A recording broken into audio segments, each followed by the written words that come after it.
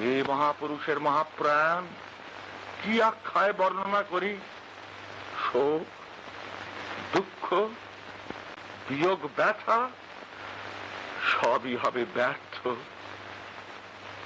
জাতির প্রত্যেকে অনুভব করে এসেছেন রবীন্দ্রনাথের সত্তা।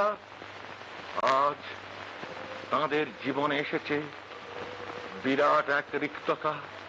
বহুদিন মনে ছিল আশা,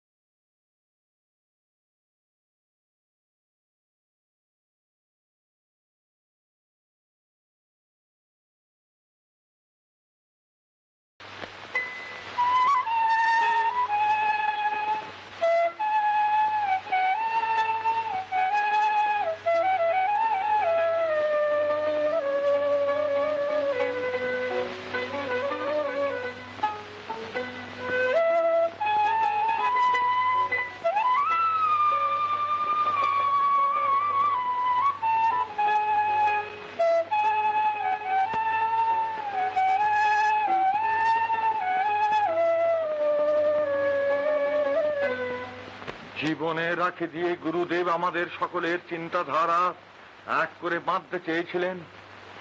আজ শ্রাবণের রাখি পূর্ণিমার দিনে ভারতের রবি অস্তগামী রবির সাথে হলো অস্তমিত। দিকে দিকে ছড়িয়ে পড়ল বারতা, ছুটল দলে দলে যাত্রীরা সেই মহামানবকে তাদের পূজা নিবেদন করতে, একবার দেখতে, ঋষি কবির পদধূলি নিয়ে জীবন সার্থক করতে।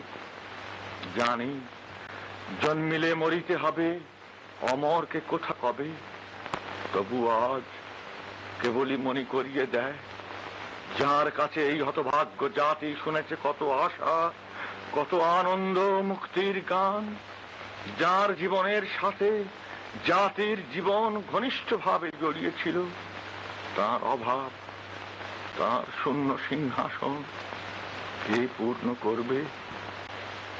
আজ বিশ্বপিতার কাছে প্রার্থনা করি, বিশ্বকবির আত্মা শান্তি লাভ করুন, আর এই হতভাগ্য জাতির জীবনে যে কর্মের সূচনা তিনি করে গেছেন তা যেন পূর্ণতা লাভ করে।